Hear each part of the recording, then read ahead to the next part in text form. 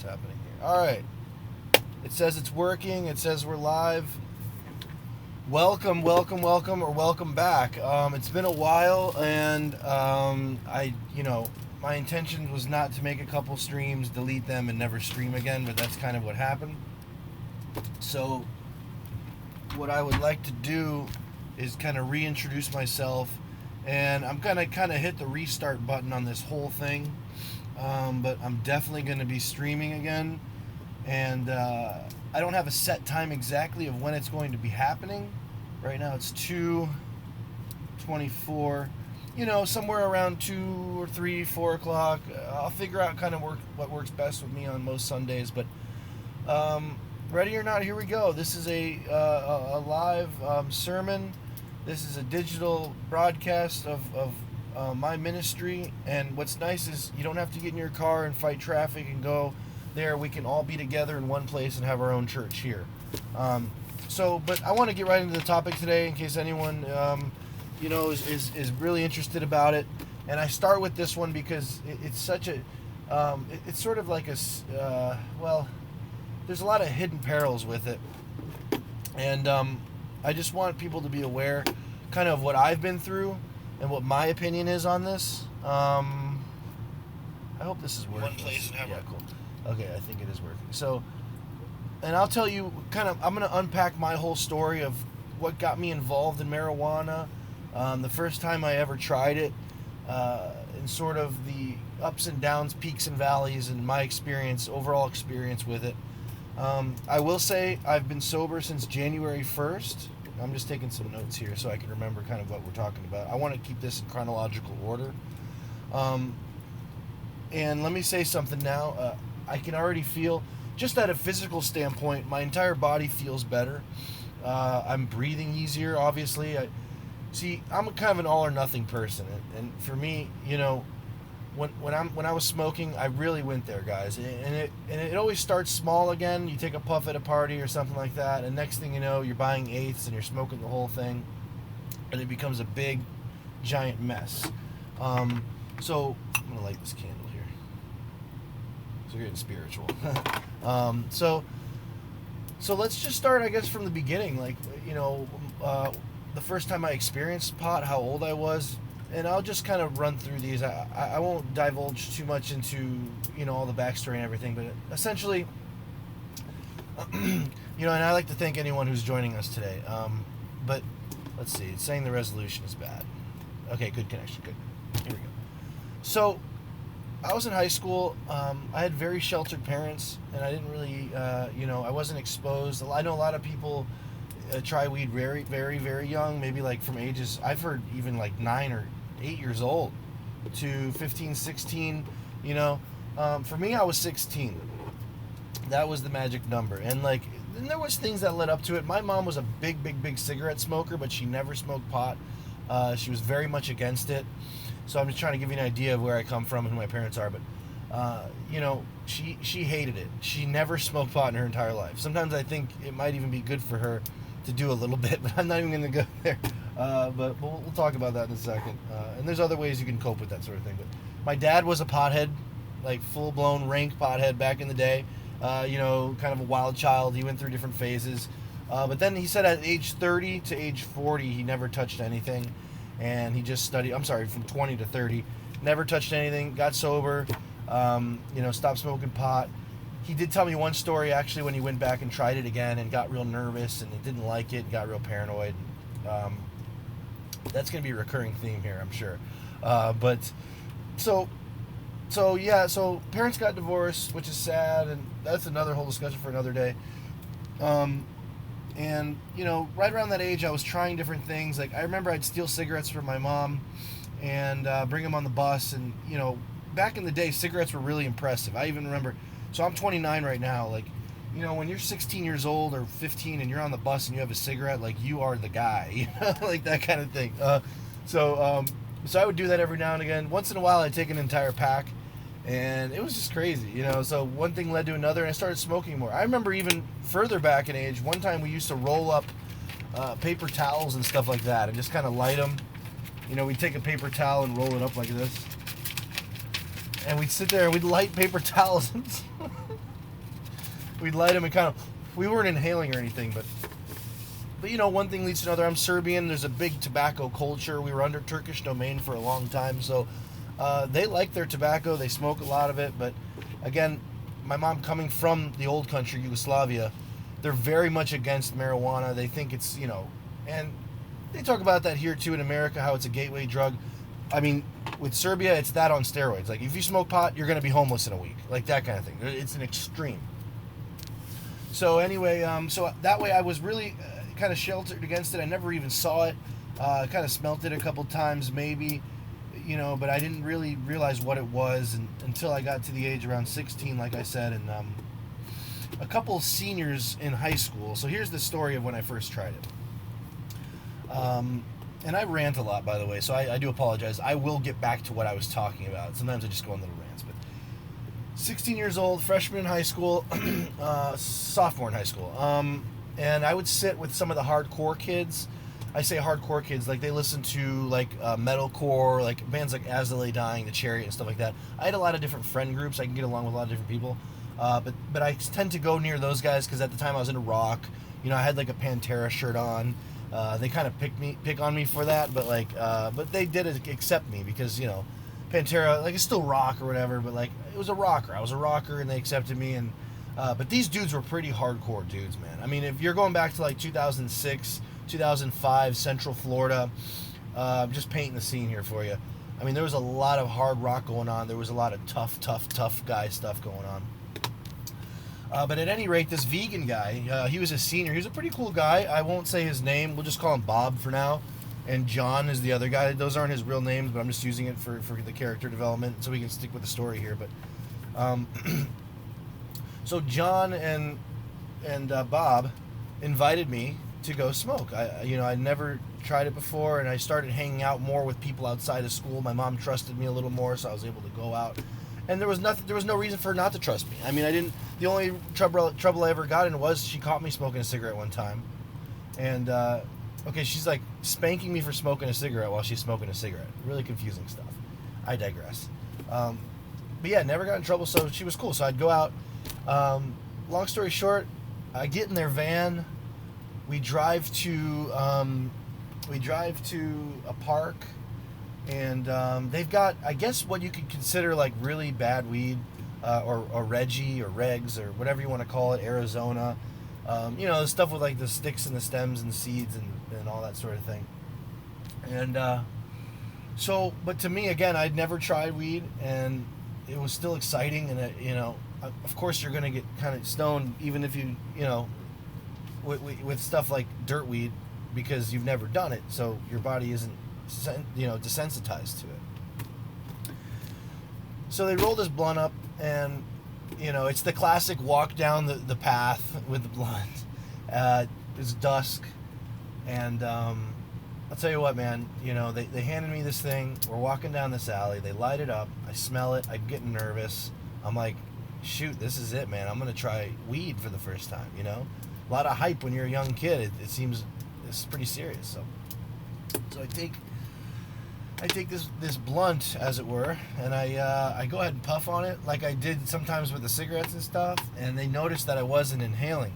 So they said, no, man, you're not going to feel it unless you do it like this. And they kind of showed me and kind of did it like that. It was like a very cartoonish, ridiculous way to do it, but I took it back and puffed it and took a deep breath in and held it and then blew it out, and did that a couple more times. And we continue walking down the trail, and next thing you know, you got some stars and some things going up here, and we get in the van, and we start driving, and boom, it just washes over me. It's like the most intense feeling, and I won't lie, man, it was kind of euphoric. It was like this strange euphoric feeling, like some people describe. Not everyone has a good first time, but man, if you do, you might have trouble with pot, because I really enjoyed it that time. I can't lie. It was a very interesting sensation that was happening to me. And, I mean, it was so traumatic, or not traumatic, it was so euphoric that I still recall to this day with such candidacy. It's such a vivid memory, And so next thing you know, I'm sitting in the back of the van, and Buddy turns around. We'll call him Bob, like I said, and he goes, "Are you stoned?" And I just had the biggest smile on my face, like the Grinch stole Christmas esque smile, from ear to ear. Didn't even say anything to him. He just saw that smile, and he like the aristocrats, like the cat in. It kind of makes me think of the cat in that one movie. I can't recall it now, but anyway, giant smile, and he knew. He started laughing. They were cracking up. They were cracking up, man. And then as soon as I got home, I just felt so weird, and I was just starving, and it's just like a sensory overload. Okay, so I have this memory and fondness, but again, as time goes on, you'll realize how dark and how dangerous this stuff can really be, because I feel like it's so downplayed too. Like, oh no, it's not a drug, it's not this, it's not that. Okay, well, we'll get into that. But anyway, so I remember taking the biggest bowl we had. It was like a giant salad bowl, and set it on the counter. I think an entire box of cereal, just dumped that bad boy in there, and like half the gallon of milk, and just went to town. Let me tell you what, man. And it was like the most delicious cereal you could ever experience. It was a special moment, I'm telling you. And that's why, and that's why I enjoyed it so much. And that's probably why I had an issue with it, because of my first experience with it. Oh, hey, someone's in the chat. What's up? I'm just going to continue this story for now, but yeah, you can interject, and if you have any questions, let me know. Be happy to, talk about a certain subject or something about it, but I'm just kind of talking about my first time ever smoking. So, but at any rate, the best cereal you can ever imagine, right? Because you're stoned, and you got the munchies, and it tastes amazing. And then I remember going upstairs, and my heart was racing, man. I put on these headphones, and this was like 2006. I was listening to like Lil Wayne at the time, and I had this Lil Wayne on my headphones, and the bed was another whole sensory overload altogether. You're laying in the bed, you're like, holy crap. It's like a comfort blanket of comfortness, love, and peace and comfort all at the same time, just exploding. It's just a sensory overload, right? And so I really liked it, but again, being at 16 years old, and being this as this was the first time I ever smoked, I was hesitant to do it again and stuff like that, and I knew how much my mom was against it, so I had to be really careful about this stuff. So at first I really didn't smoke that much. After the first time, I probably didn't smoke again for months. I didn't even see it. Again, it wasn't as accessible as it is today, and this is just 2005. Nowadays, it's going to be legal here in a minute, and that's another whole ball of wax we can get into. The legality of it. I'm from Canada, and potty's legal, and I'm of age, and I'm quite baked. Well, that's cool, man. Everyone's experience with it is different. Everyone's on their own timeline. I feel like when you're younger, and again, I'm 29, you just got a different viewpoint of the world, man, and you always it's lifelong learning. You want to continue learning and continue understanding the outlook of your life. It's all a mindset. So right now you may think that smoking weed is really fun and it's awesome, but it's teaching you something. Maybe you have too much time on your hands. Maybe, there's always something you could be doing.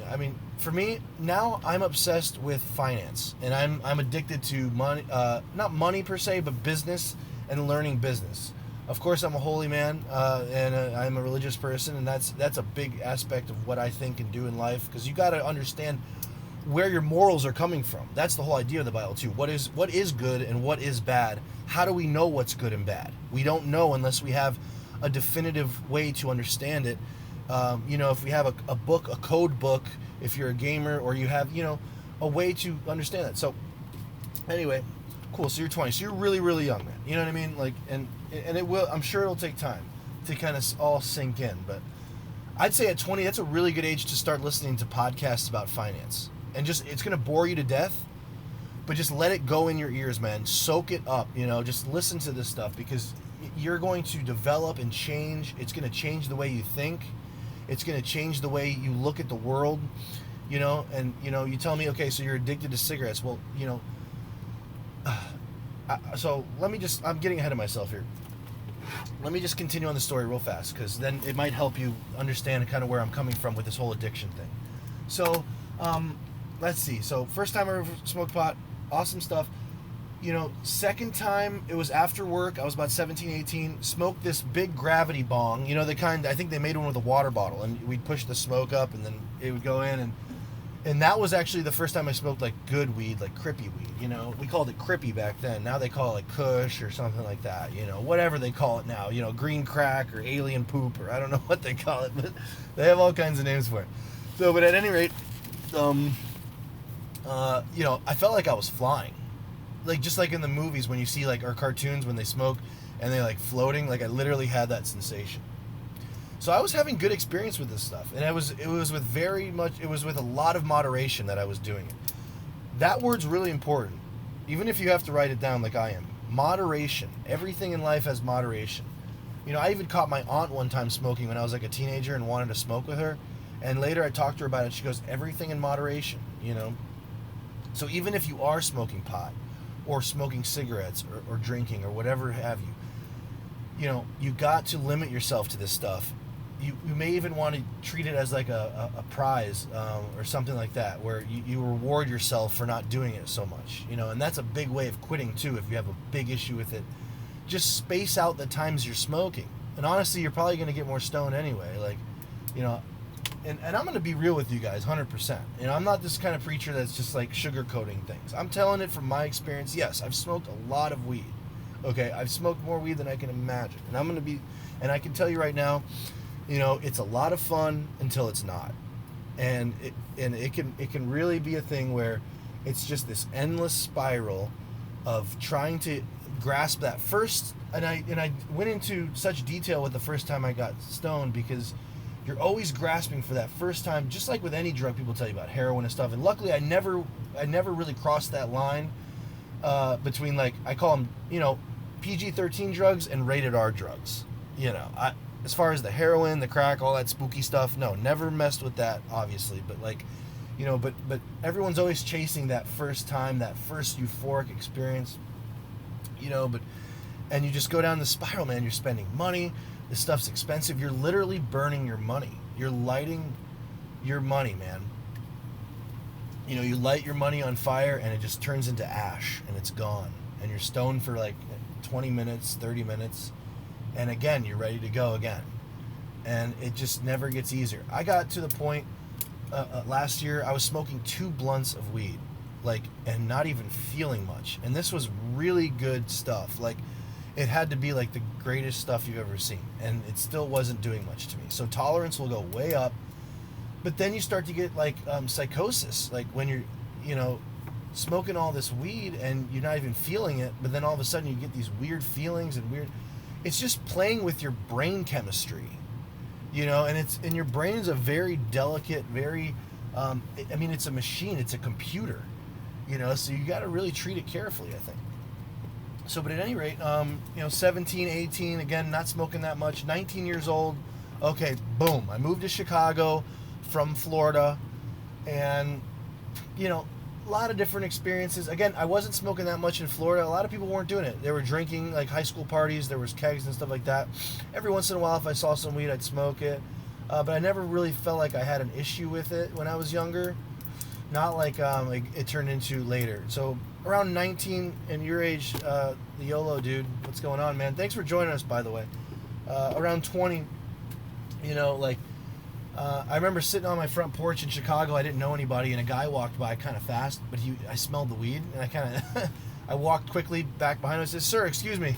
And he was smoking a blunt, and he was it turned out he was my neighbor, an older guy at the time. Maybe he was like 30 at the time, and I was 19, 20. And, he let me come over, and we were just he just let me smoke with him, and I had a guy there to go. It's so easy to find weed if you're looking for it, man. Seek and you shall find, Okay, you're funny. Yeah, no, that's fine, dude. Hey, and again, people want to make light of this sort of thing. And I think it's funny. I like jokes. I can get down with that sort of stuff. But it's there's a fine line between what is there has to be. You can't just joke about everything. I mean, I guess you can, but if it's funny, but I don't know. I feel like there's a fine line between the joke, and there is some serious aspects of life. There's very serious moments in life where no joke is funny and it's serious, So, but that's another subject for another day.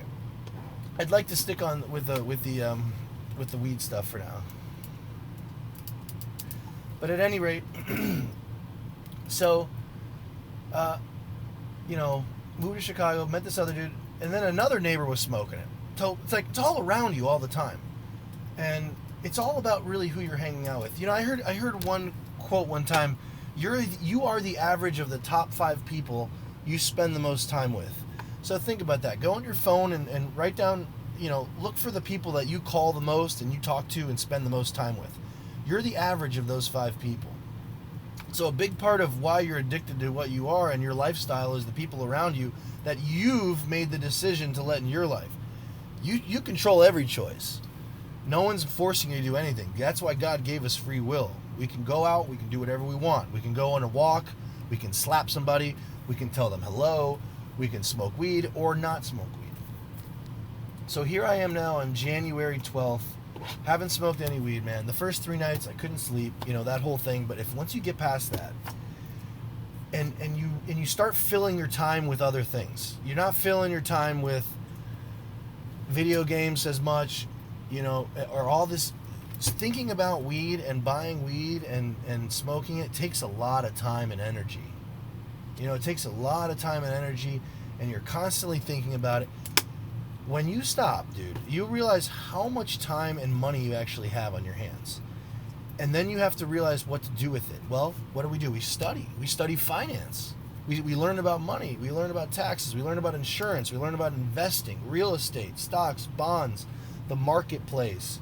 Let's learn about this stuff. Whatever you're ignorant about and you want to know more about. Whatever you do when you get stoned to make yourself happy, then do that. Get into that. It's going to serve you well. It's going to make you're going to find true happiness. One thing I like to say about marijuana is, it's very synthetic happiness. It's not authentic. It's fake. You're smoking it to escape the realities. Imagine if you could get high while you're sober. Imagine the passion and the majesty of that. And there's there's so many words you can use to describe that. It's a wonderful thing. It's like happiness. It's happiness exemplified, because it's not fake. It's real. It's coming from a real place. When you make a lot of money and you can buy your parents a car, that's true happiness to the depths of your soul. When you smoke pot or watch porn or do these things, it's so synthetic, it's fake, it's like a smoke screen. You enjoy it, and then it makes you sad. And anyone can tell you, after you watch porn, and porn's going to be another whole episode. But when you smoke this pot, man, it's all fun and games until, you've smoked too much, you get these headaches, you eat too much. God, I would go in the fridge and just eat like half the we'd buy groceries, I'd eat half the groceries. And all kinds of stuff. You make a sandwich, then you eat like a piece of cake, and then you make like a salad with a bunch of blue cheese on it. And then, you know what I mean? You just mix all this stuff in your stomach. I'd wake up in the morning with these horrible pains, and it was unbearable. It got to the point to be unbearable. So I've been eating a lot less, a lot healthier. I've gained 100 pounds. I mean, I got this going on and stuff, I feel like I've lost some hair because of all the smoking and things like that. The only thing you should be breathing in your lungs is oxygen, as far as I'm concerned. So, moving forward, I had friends who were into weed and stuff like that, but it was always I smoked every single day for years, from 20, 21, 22, 23, and it was great and all this stuff, but eventually, man, it just starts to taper off. Again, you get more tolerant to it, and you just start to really, really, you start to hate it, but it's like a love-hate relationship, right? And then you get into dabs, and man, I was doing some dabs. It's like mushrooms or something. It's psychedelic. I woke up in the middle of the night and I didn't know what was going on. I was so stoned and out of my mind. I remember one time I got stoned and went to an event, and I just got so paranoid that I just took off.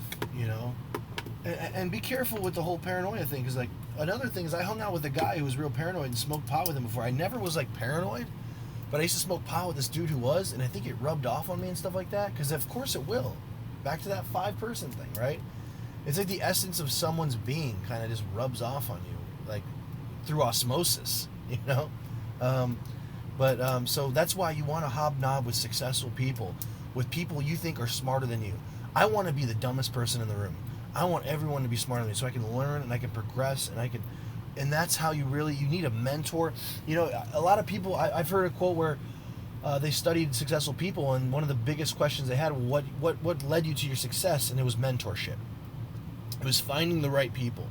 It was going through hard times and finding the right people and making the right decisions. And if you string a couple of those decisions together, you know, one good thing leads to another, and leads to another. And, you know, that's why people say make your bed in the morning, because you'll end up making all these better decisions throughout the day. Once you've made your bed, that's your first positive action, and you're proactive and you want to do good things. If you wake up and eat a big heavy breakfast, you'll be lazy, you won't get things done. So every action is a reaction, you know, and same with pot. You know, it's just going to lead to more pot, laziness, wasting time. One thing that I can tell you, these 12 days have felt like 12 months when you're smoking. How slow time goes by. You can slow down, you have vision, you're clear-headed, you're not all cloudy in the sky, you know, you're not all over the place. Your thoughts are formulated.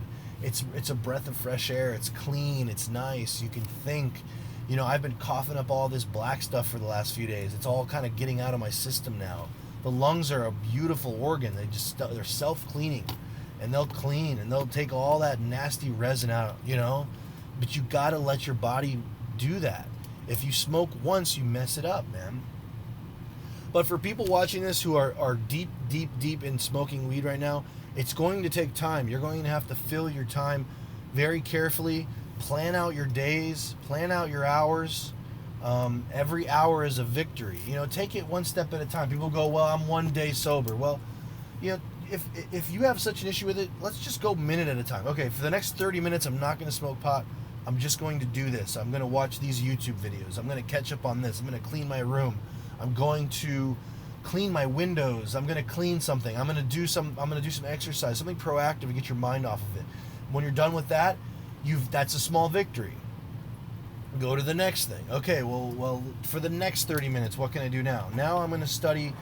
I'm going to listen to this podcast about sales. Or I'm going to listen to this comedy podcast. Even if you don't have to get into the super rigid stuff right away.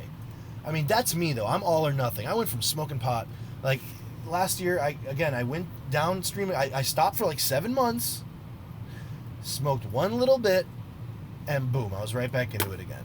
And I was buying it, I was smoking it, I was hanging out with people who smoke it, and I was all wrapped up in it again. And I got out of study again, and I got out of finance study and sales, and it, you know, God will get your attention very quickly. But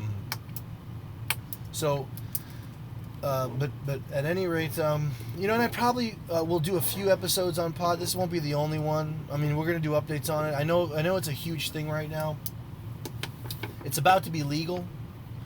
One thing I think about actually is that maybe that's part of, you know, and I'm not a big conspiracy nut, but you never know. I mean, the government want people to be stoned. I heard that one time. Like, they want people to be docile. When you're stoned, you're all docile. You're slow, you're gentle, you're soft. You don't oppress, you don't want to learn, you don't want to progress and fight the good fight and be good and clean and strong and happy.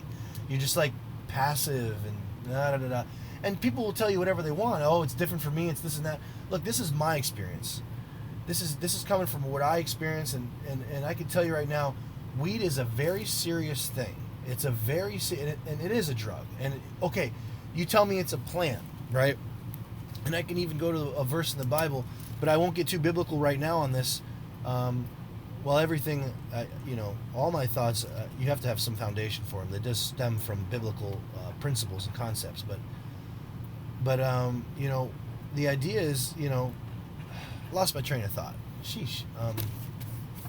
No, it's just good to be actually on here again, and I don't know how many people are going to watch this, but I want to do this at least every Sunday, and I'd like to get on here on Wednesdays as well.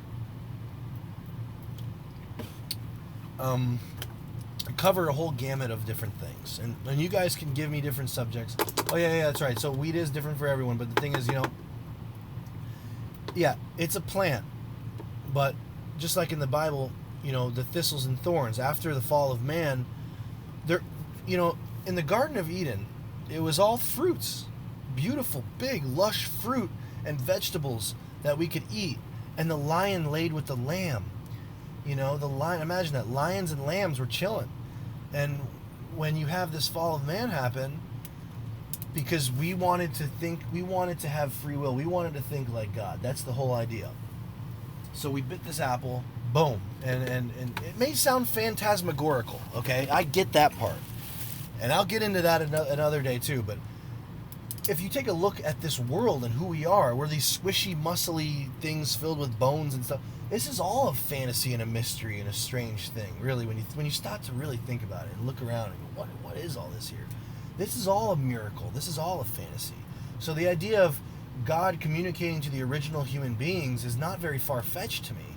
When you have scientists on the other side saying there's people in the future playing us as a hologram, and you have people over here saying after eons of time, a fish turned into a lizard that turned into a mole that turned into this and turned into this, and the next thing you know, you have popped out 2 eyeballs, and it's a miracle. It's all phantasmagorical sci-fi if you want to look at it that way. I'm going to have faith in the historicity of the Bible because of the historicity. I'm going to have faith in the Bible because of the historicity, rather. And I'm going to trust in that, because I stop at 1 second and look at it. As I got older, that book got more and more unique to me, and people's reaction to it. You talk about God, people either get real angry and nervous and upset, or they get really excited, happy. It's like one or the other, So, I can't wait to unpack all the religions one day. We're really going to get into this stuff here, man. I want to commit to this. This is going to be very important for me to do this too. It's also for me because this helps me not smoke weed as well, and this helps me, help others, and that's a big part of this. I want to help others who are struggling with this. So, what I could say is, and I don't know how long I'll go today, but if anyone wants to get on and ask questions, I'm more than happy to answer. If you want to say hello, that's great. It looks like YOLO dude took off, but that's cool. I'm glad he came by.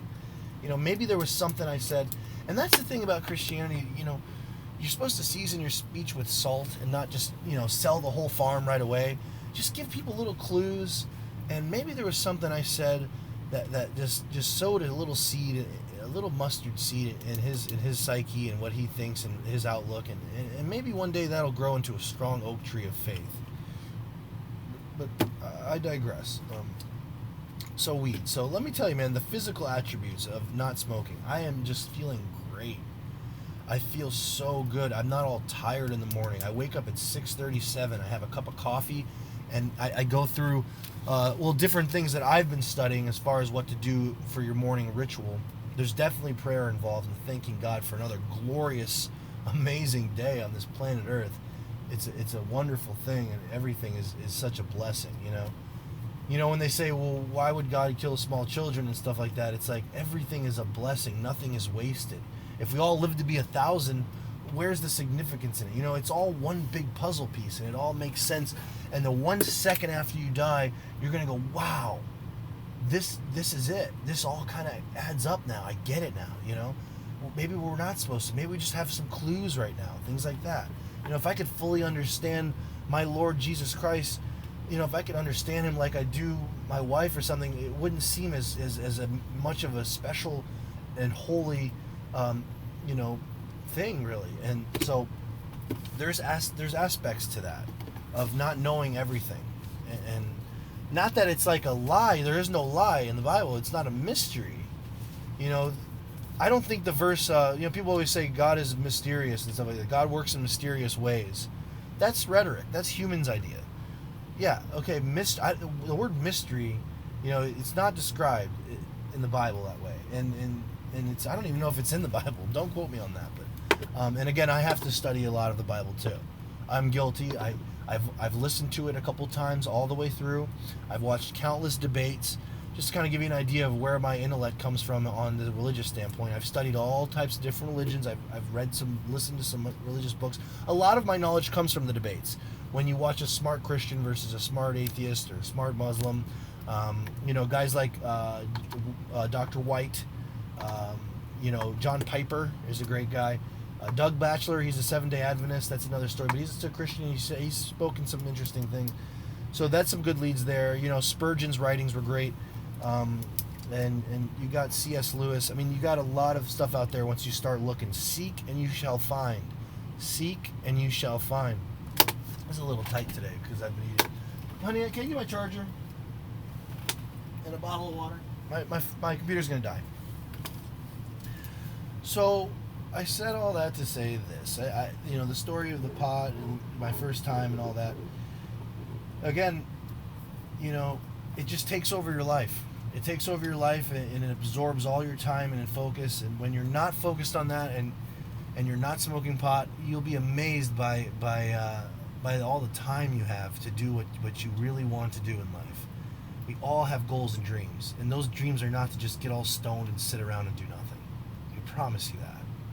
And you're living in a fantasy world. And you're cracking your brain wide open to the point where it's just not going to be enjoyable anymore. Oh yeah, I did want to say, my point about the lion with the lamb is that, there's some, after the fall of man, plants had thorns and thistles. So not all plants are good. Gosh, there's tiny mushrooms. If you eat them, you get sick and you could die. There's plants out there that are harmful to you. So if you tell me weeds a plant, it's okay, it's good because it's nature, it's natural. So go ahead and eat one of those poisonous mushrooms and tell me how good that is. So it's a bad argument, and they're all bad arguments. I mean, I don't know if there is a good argument for weed. I would say there could be some medicinal attributes to it for people who truly need it, and that might be the fine line in the gray area with it. But as far as using medicine medicinally, it can be very problematic.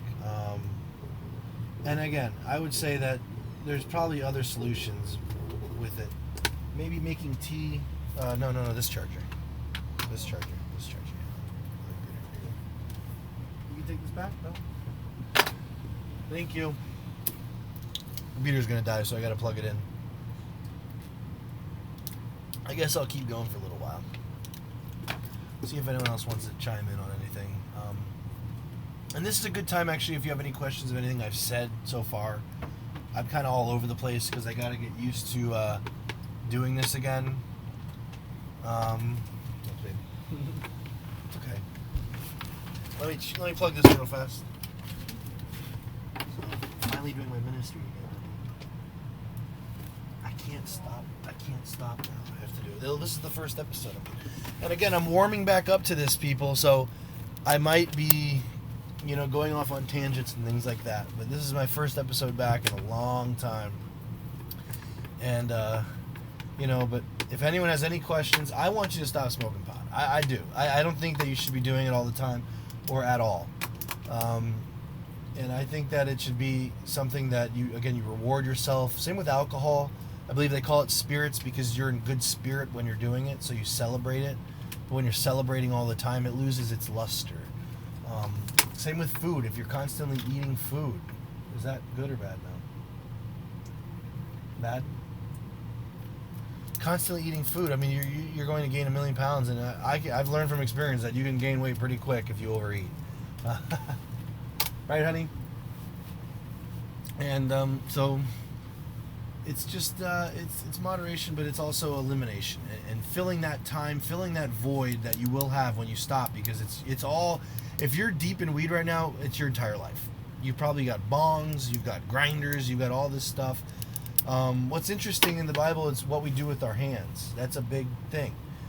What works are you doing with your hands? Are you constantly just breaking up weed and the sticky, dirty weed and like cleaning out pipes and just doing?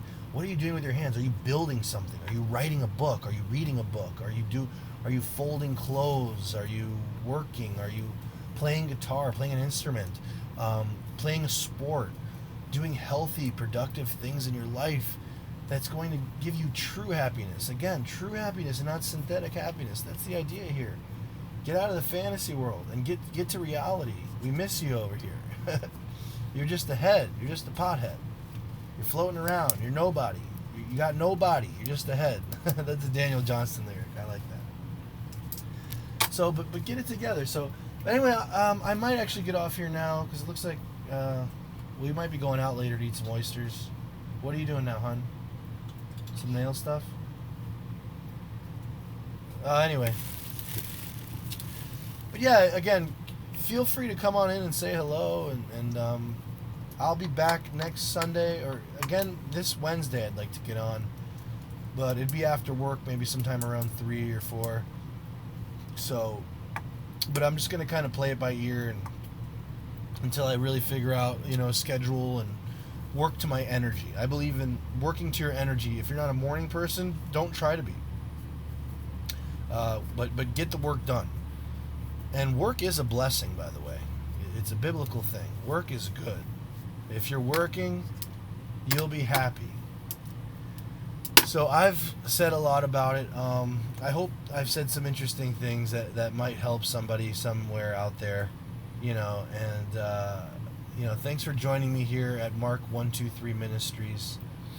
I call it that because my father's name is Mark, and he was born on January 23rd, and Mark123 is actually a Bible verse and chapter, isn't it? So I thought it was kind of clever. So it's kind of a tribute to my father, who's a very religious man now, and a brilliant theological mind. Don't tell me I'm Christian just because my family is and I was born in the Western world. No. I was a rank atheist at one point in my life. I went back to God because I knew it makes sense. And I'll talk about my testimonies another day, but just kind of want to get out a lot of the weed stuff, get it all out there now. It's about to be legal now, so some people may be interested in trying it for the first time. I'm telling you, there's better ways to spend your time than sitting around and harming your throat, lungs, and eating too much. And just, I feel like the only time it could ever be appropriate is if you make $1 million and you're on a cruise ship, and that might be the only time I ever smoke weed again. If I make $1 million and I'm on a cruise ship, I might eat some. But I definitely want to smoke it. Look, I'm still coughing from it. It's been 12 days though. I feel fit as a fiddle. I feel great. The bags under my eyes are starting to fade, which is nice because they were getting so dark. My eyes were sinking in my skull. People's spirit is on their face. Their countenance. If someone's really mean all the time, they got this mean countenance on their face. If they're a pothead, the more you smoke pot, it'll change. It'll literally change your physical attributes, and you'll reflect exactly what's going on in your soul, and that's interesting too. So yes, there is such thing as a spiritual world. There's a lot that is spoken about referring to spirits in the Bible. And I will like to talk about spirits another day, too. On that note, we're about 43 minutes here. I've been jabbering away. And, again, I hope that there's something I have said that might have helped someone out there and maybe tickled an idea and sowed a seed. And thanks for joining me, whoever came in today. I appreciate it.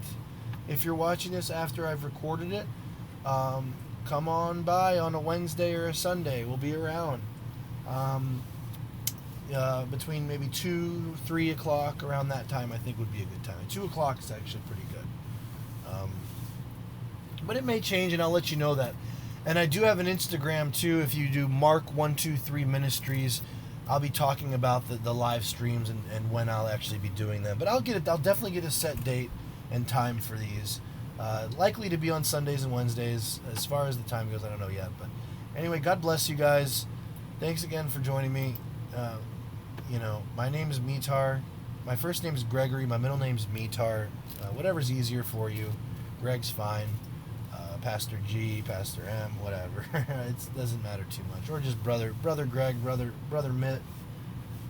Because some people, when I moved to Chicago, I went by Mitar for my music and stuff, and now I'm back here in Florida, and I go by Greg again. It's just easier for business, too, when I'm talking to people. Greg's fine.